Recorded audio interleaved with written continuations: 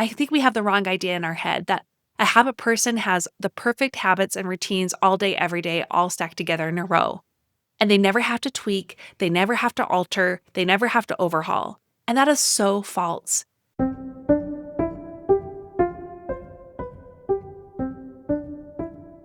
Hi, I'm Monica Packer, and you're listening to About Progress, where we are about progress made practical. I'm coming at you near the end of the first full month back to school.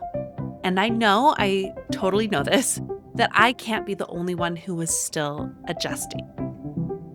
Today, I wanted to do something a little different in the spirit of letting you into the real messy middle of this thing we call life, a life where plans are made and things don't go according to plan. To do that, I'm going to first throw you a little curveball and let you listen into a day in the life of me on a recent Wednesday. This is going to be a combination of ASMR and voiceover. But if you want to see the video, you can on YouTube, which is also something I'm trying out. People like to see the day in the life videos on Instagram, and I'm trying to do more fleshed out ones on YouTube now. So I will have that video linked for you in the show notes. I'm going to share that about 8-minute segment here, and then I'm going to walk you through what my plans were before the school year began and what they became, and lessons on how you can tweak your routines as you move into a new season when that season throws you a whole bunch of curveballs. That day in the life is coming up after a quick break for our sponsors.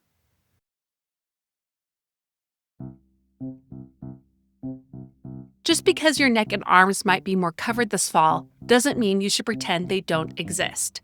Your skin still needs love, especially your neck, and why not your arms? That's exactly why Go Pure created the Neck and Arm Cream Bundle, a powerhouse duo designed to visibly firm, smooth, and restore the look of sagging, crepey skin where it matters most.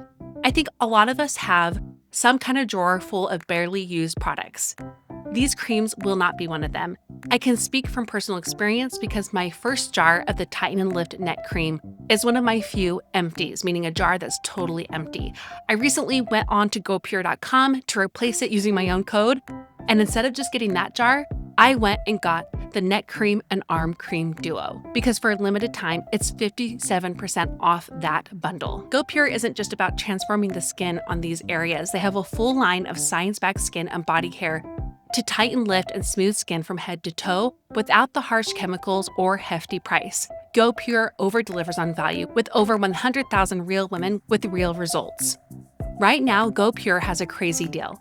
For a limited time, you can get 57% off the Tighten and Lift Neck Cream and Sculpt and Tone Arm Cream Bundle.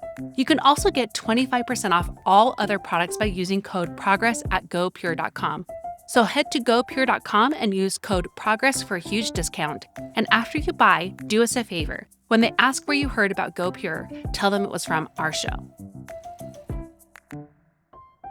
I have really exciting news on the book front. A quick catch up if you haven't heard, I have been writing a book on gentle, flexible habit formation for women this year. And I am so lucky to have gotten a literary agent and now a book deal, which means I can officially tell you the book is called Happy Habits, and it will be released hopefully in the fall of 2026. And this is where I need you. Leading up to the launch of this book, I need a committee of gal pals just like you to be my early test readers, to pre-order the book, and to act as grassroots publicists the moment each of these steps are made ready, and to potentially act as an advanced reader. Would you like to be on that book launch committee and get the latest updates, behind the scenes, and first dibs on all book news while you're at it? Go to aboutprogress.com/book committee. And when you sign up, you'll get a newsletter automatically with all the past updates I've given, including behind the scenes and sneak peeks. The link is in the show notes for you. Again, it's aboutprogress.com/book committee. I can't wait to share as much as I can with you along the way, and I am so eager for you to get your hands on this book.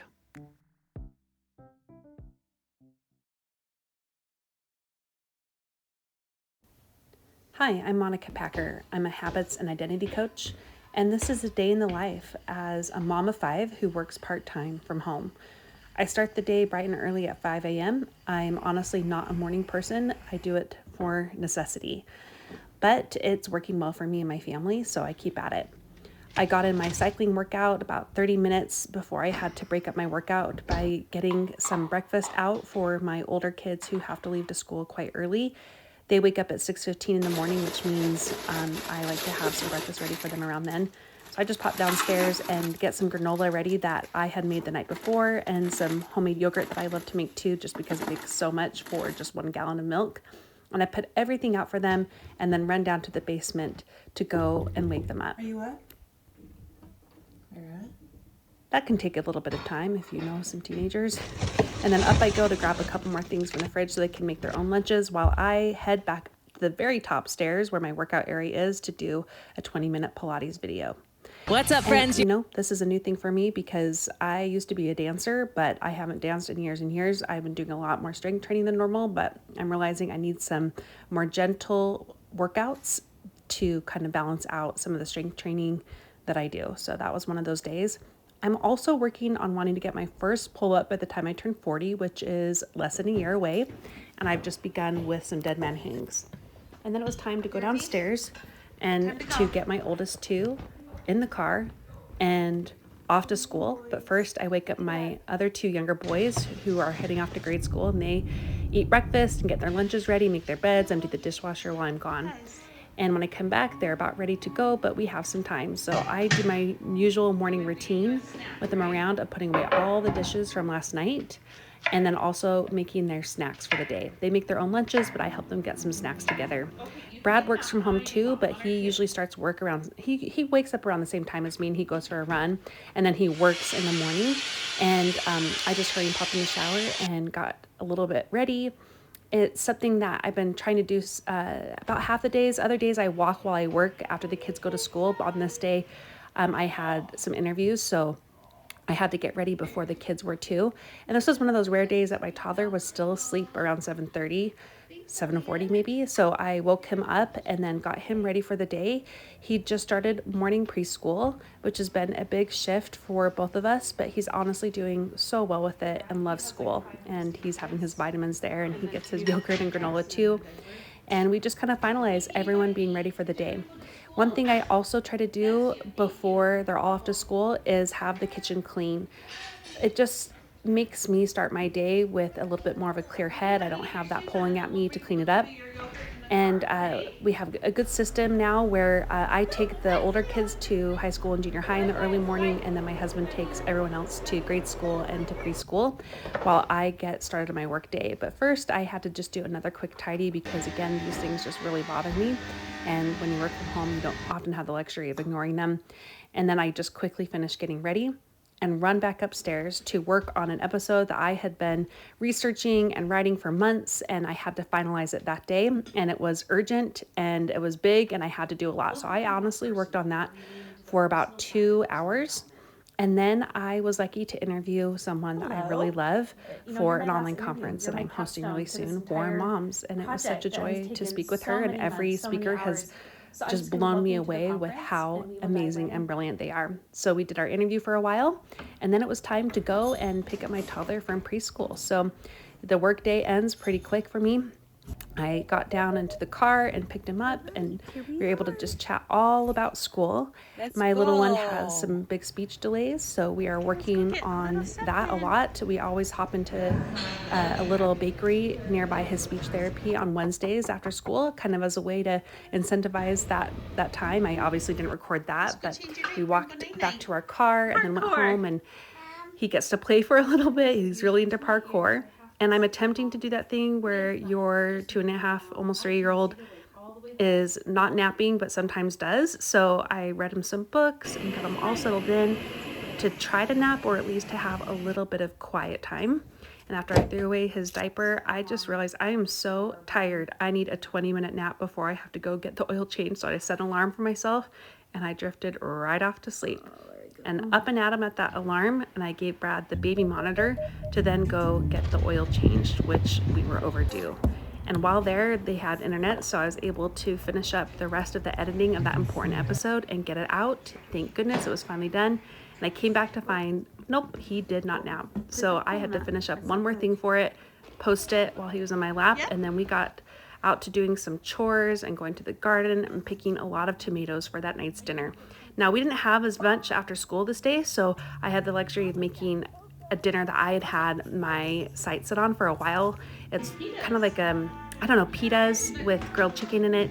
And I've been wanting to try that viral feta cheese with fresh tomatoes thing. So anyways, this was more for me. Not every day is like this. A lot of days we have things like sandwiches or burritos or breakfast burritos, rice bowls, things that are pretty simple and easy to put together. But I love to cook, not every day like this, but this day I got to do that more. So I had sourdough pita dough that I had made the day before, and I'd also been marinating chicken since the day before too. I managed to get some of that prep time in the day before.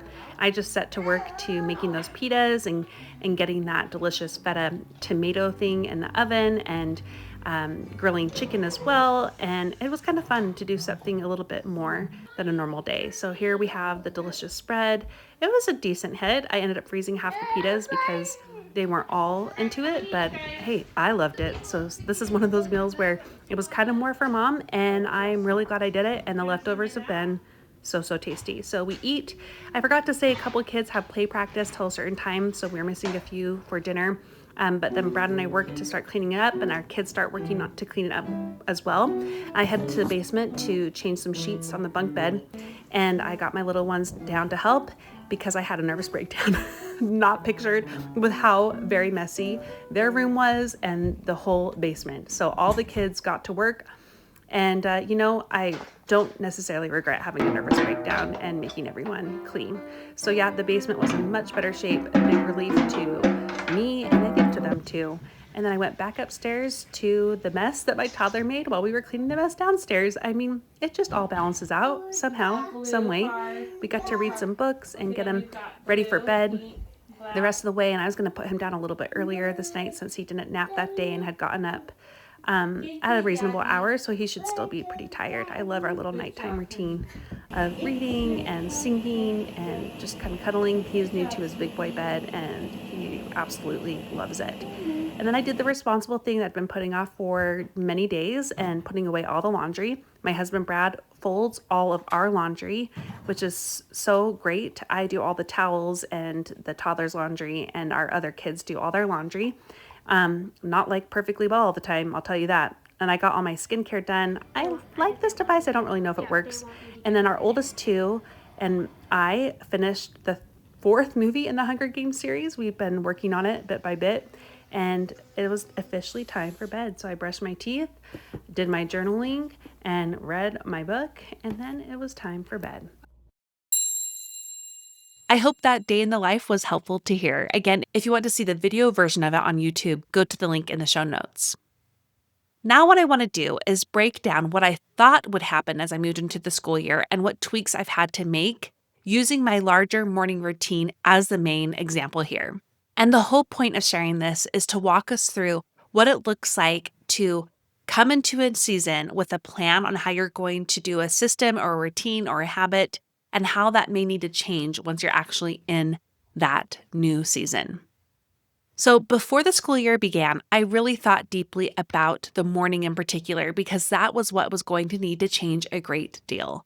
For my entire parenting life, I've been able to get ready a little bit later in the mid-morning time and do more house things and kids things and then work in the afternoons. But with my youngest starting preschool, I knew that I would need to get right to work at 8 a.m. and that would need to significantly shift the way I do mornings. That in addition to having 5 kids in 5 schools and 2 of those school times starting earlier. So schedule-wise with my kids' start times, before the school year started, we knew we would have a 14-year-old whose school starts at 7:30, and then we have a 12-year-old who junior high starts at 8, and then we have a grade schooler that starts at 8:20, another grade schooler that starts at 8:30, and then a preschooler who has to be at preschool between 8:15 and 8:30. And one other thing to tell you before we go into what I planned on doing and what the plans have become. In those day in the life videos, I'm focusing on my life, not Brad's life, and you don't see how involved he is, which is a lot.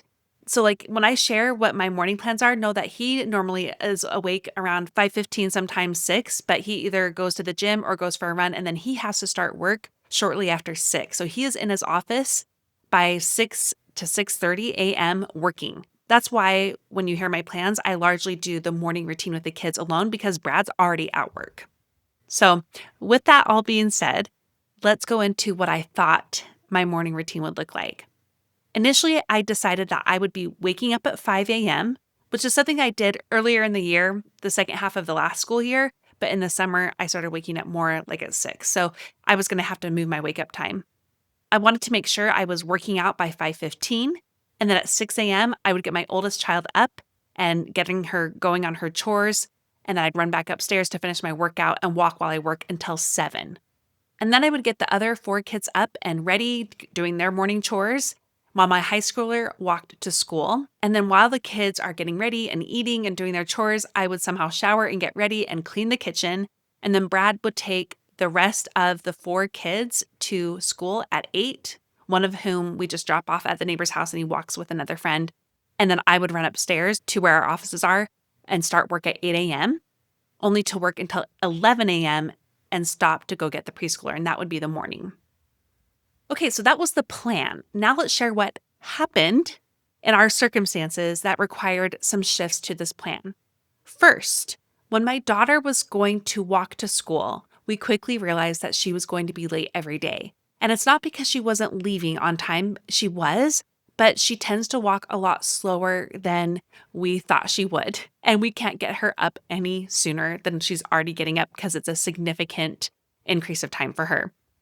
So that meant we would need to drop her off a little after 7 now instead of her walking to school.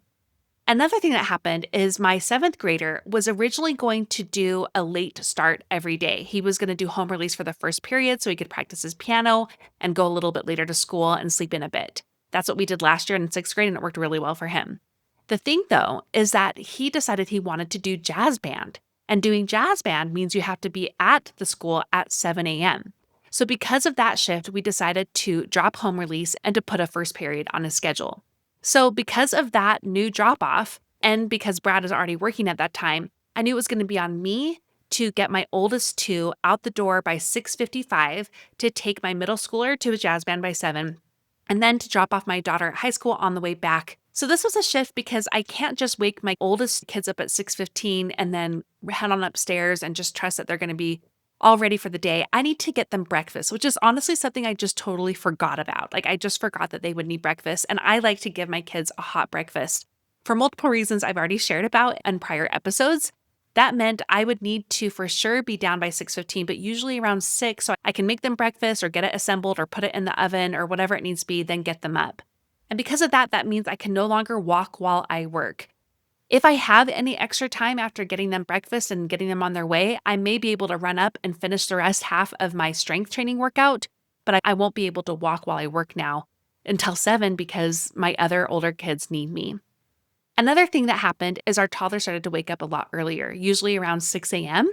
So that just kind of threw a wrench into things. I typically just bring him up with me if he wakes up before 6:15. And he kind of just sits and watches garbage truck videos while I finish up my workout, and then he comes back downstairs with me by 6:15 to get the oldest kids up. And if he's still asleep, he has been waking up soon after they are up anyway. So that just means he gets to now join me in that first initial drop off by 6:55. Another thing that happened is I thought that I'd be able to just get ready while the grade schoolers are getting ready and the toddler is hanging out. But guess what? A toddler doesn't hang out, and kids need to be managed more. And I can't get ready while the other kids are getting ready, and I can't clean the kitchen too and have that all done. Everything just takes longer than I think it will. And that's something I've had to come to terms with. Like, I can't do all of that. Even if I say this is the plan, I can't. I physically can't. And also Brad is working. He can't watch the toddler. He can't get the kids ready. So that's on me, and that's okay. So that was just another shift I had to make. I can't get ready while the kids are getting ready. And that means I'm going to be in my yucky workout clothes still at 8 a.m. And I have some choices to make on what I'm going to do there, which is either I walk while I work until I have a call. And so then I need to go and use my work time to get ready really quickly, or I just get ready after they're gone. And then I run up to do my interviews or coaching calls if I have earlier calls like that. Okay, so that's what happened that required me to shift my morning routine plan. So now I'm going to share where I'm currently at with things. I'm still getting up at 5 a.m., but I'm usually upstairs working out by 5:20. I don't love that it takes me 20 minutes to get dressed and get upstairs, but I just move a little more slowly. So that's something I'm trying to think about if I can make that go a little faster. I work out for about 40 minutes. Then I'm downstairs between 6 and 6:15 to get breakfast assembled, to get the oldest two up. If there's times where I've prepped stuff the night before, I may put it in the oven somewhere between 5 and 6 and then get it out around 6:15. If I haven't, then I'm just down there at 6 to get things ready, or I'm down at 6:15 and pulling things out of the fridge like yogurt or oatmeal we're going to heat up. It just depends on the day. After I get them up, they're getting dressed, they're getting their lunches made, they're emptying the dishwasher, they're eating breakfast. I know I'm okay to go back upstairs around 6:20, 6:30 to finish my workout, and often I have the toddler with me. And then I run back downstairs at 6:45 to ensure those two older kids are ready, and we're out the door by 6:55 again, usually with the toddler. Before I go out the door though, I now wake up my younger two kids and I get them going on their chores, which are the same. They have to make their beds, get dressed, empty the dishwasher, eat breakfast, and make their lunches.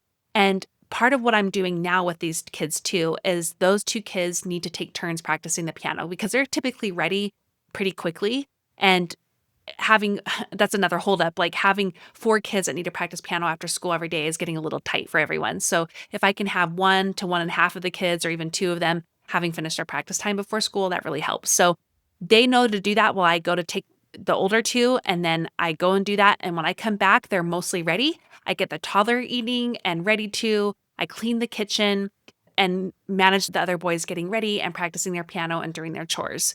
So on a good day, that is all done by 8 a.m. when I load up the kids, and then Brad comes down from his office and he drives them all to school. And I get to go upstairs to walk while I work for about 20 minutes to an hour to maybe an hour and a half if that was more of a walking day. And then I will jump back downstairs to quickly get ready and then back upstairs for calls and recordings and podcasting, all to be done by 11. The mornings are the hardest part, my friends. Woo, that's so much. And this is why I'm sharing the morning with you, because that is the most important time of my family's life and my life now. It's also the most intense. I want you to know that the rest of my day doesn't totally look like that. There's more flexibilities with the afternoons and evenings tend to be different each day depending on where my kids are and what they're doing. There are some set routines there, like I need to make sure my kids have unpacked their lunches and their backpacks and have practiced their piano and are where they need to be. But that has been a little bit more lax because some of my kids are at play practice till 5 each day. And other ones can practice their piano and then relax for a bit. Or they may need to go to practices and we're shuffling around to practices and games and all that. So I may have to have dinner ready really early. So I start making dinner at 3, or other days I start making dinner at 5. It is all flexible. And so that's how life is going to look. Maybe there's one set time in your day, like my morning is for us, where it has to just be really set and there's more flexibility other times. Or maybe you're in a more difficult season and your whole day needs to look like that right now. Regardless of where you're at, I wanted to share how things have been going so that you can know you're not alone in the seasonal shifts requiring shifts to your own routines. And next, I'm going to share some principles that can guide all of us as we tweak and at times even overhaul our routines as we shift into new seasons. And those seasons may be literal, like back to school season, or maybe the holiday season or summer, or it could be figurative. Maybe it's a season of a new baby in your family or a new job, or some shifts to your health that require you to also shift your routines. Regardless of what those look like for you, next up after the break, let's talk about some principles.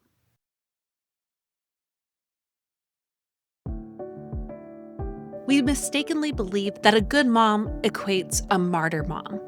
But all this does is create worn out moms who find more resentment than fulfillment in motherhood. It is good to want more. Moms who have more in their lives have more to give from, more energy, more fun, more love, because they are more themselves. If this is appealing to you, I want to invite you to my first inaugural More for Moms conference. It's a free 7-day conference I'm hosting for moms who are ready for more in their lives, more in their happiness, habits, health, home, and hobbies. And you guys are getting the first dibs. You can go to aboutprogress.com/moreformoms to check out what I have been working on for several months, including the 25 high-caliber speakers that we are hosting for this 7-day event. Each world-class speaker will teach deep and practical ways for mothers to access more fulfillment, joy, and progress in their lives. And this shift matters not only because it helps enrich their families, but because each woman is a person in her own right and worthy of more. It's time for you to lean into more. Go to aboutprogress.com/moreformoms. I cannot wait to have you part of the conference. Okay, here are some principles to help guide you tweaking your routines as you move into a new season, whether literal or figurative. The first principle is about acceptance, and it's this: accept that you are not alone. Tweaking your routines and at times throwing them totally out the window and starting over is absolutely normal. Everybody experiences shifts to their circumstances, and everyone has to tweak or fully overhaul their routines. This is not a you thing, it's a human thing. It's not because you lack self-discipline, grit, or willpower. It's because life happens, and rarely the way we think it will. I want you to stop self-blaming and instead just accept that you are not alone in this and instead start tweaking.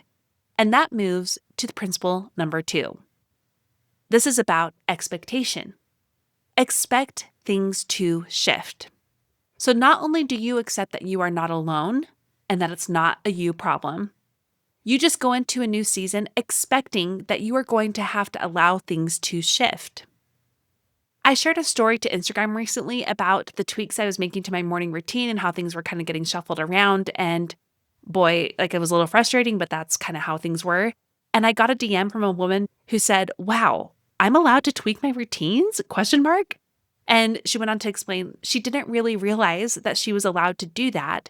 And that's why she had been so frustrated with her routines and systems and habits, because she just thought she had to set it and forget it.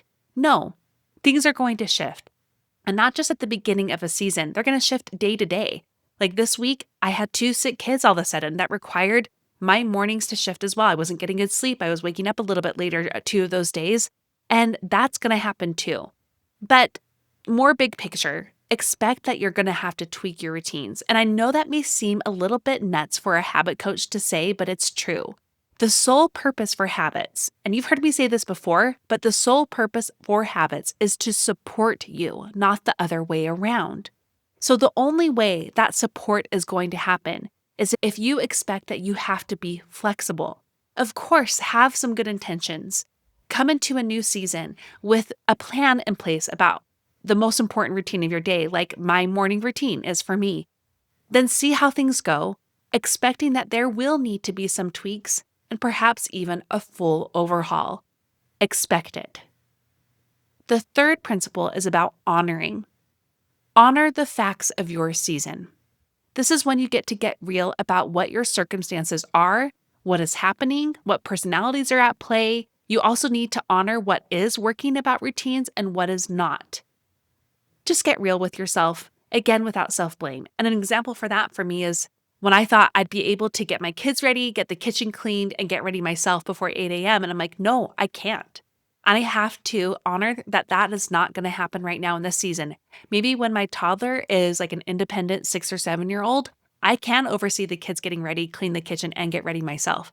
But that's not the fact of my season right now. So embrace what your season is and let those facts of your circumstances inform the ways that you are going to both plan and then tweak those plans when you start to move through the season.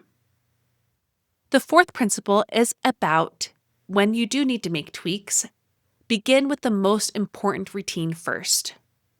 When we move into a new season, it's really tempting to think that we just have to have every single second of every day figured out. Instead, I would encourage you to start with the most important routine first. For us as a family, that's obviously been the morning, but that may be the night for you. For my daughter, that's actually the most important routine for her. At night, she makes lunch for the next day.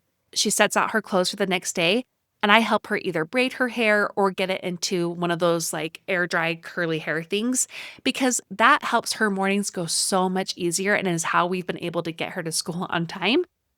So the night routine is the most important for my daughter. Maybe the afternoon is that for you. Maybe you have to have an earlier dinner, or maybe your teens come alive at a certain time. And so the night routine as a family is going to be the most important for you. So, regardless of what tweaks need to happen, even if it looks like the whole day needs to be changed, start with the most important parts of your day first. And the fifth and final principle is about recognition. I want you to recognize where you can push yourself and where you can give yourself grace. I talked about how I'm giving myself grace with one circumstance that I can't get ready while my kids are in the morning. That plan is just not a feasible plan. But one way I can push myself is my getting upstairs time. While I can own that I move a little bit slower in the morning, even if I'm up at 5, it's unrealistic for me to be upstairs and working out by 5:05.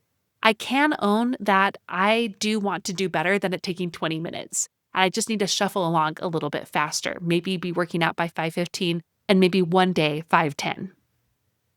Another push I'm doing for myself right now is once my kids go, I'm getting ready myself or I'm cleaning the kitchen before I can get upstairs to either walk while I work or to be recording.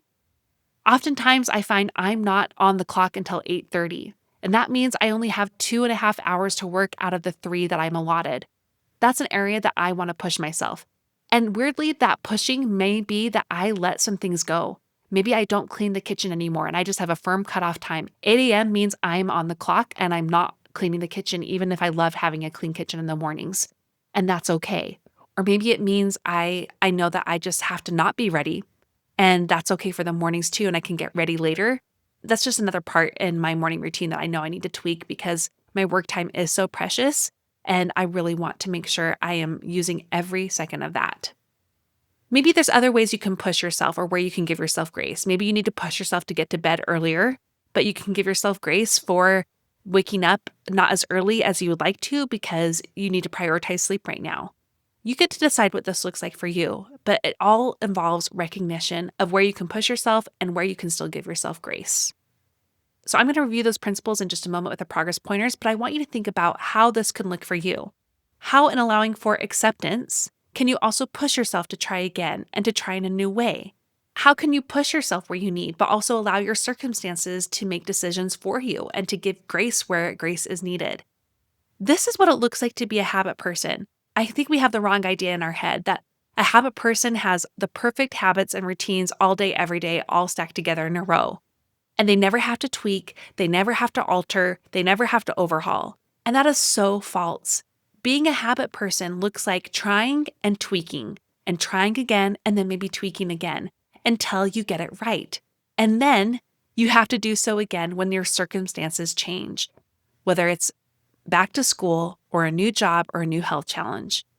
Being a habit person looks like being flexible. And if that's the case for you, and I hope it is, then know that you are doing it right. I hope this episode gave you the hug and kick in the pants you need to grow.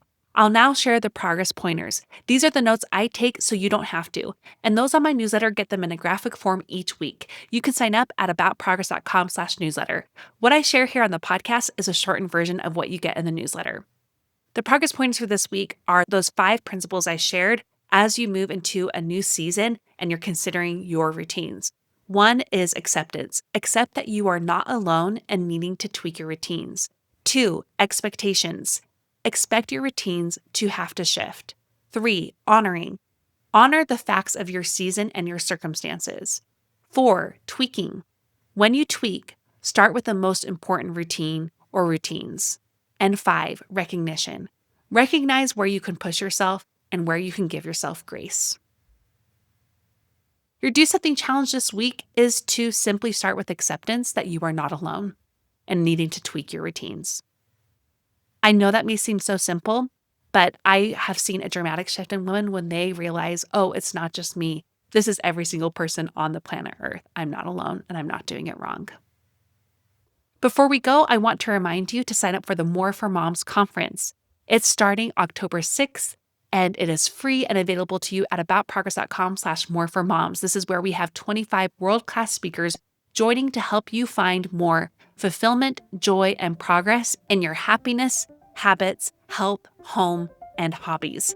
It's going to be the best thing ever, and I can't wait for you to participate. Again, go to aboutprogress.com/moreformoms.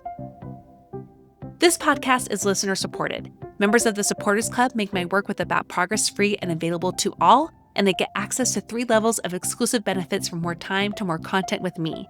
We recently finished a book club for the Ride or Die members, and it was so fun to gather with them to get their insights. We have such a brilliant bunch of women in the Supporters Club, and I'd love for you to take part by going to aboutprogress.com/support. We truly couldn't do this without you. You can always support the show for free. Right now, I highly recommend you leave a rating and review on Apple Podcasts, and in doing so, you automatically get submitted to my yearly anniversary giveaway that is about to start. So again, go to Apple Podcasts and leave your rating and review. Thank you so much for listening. Now go and do something with what you learned today.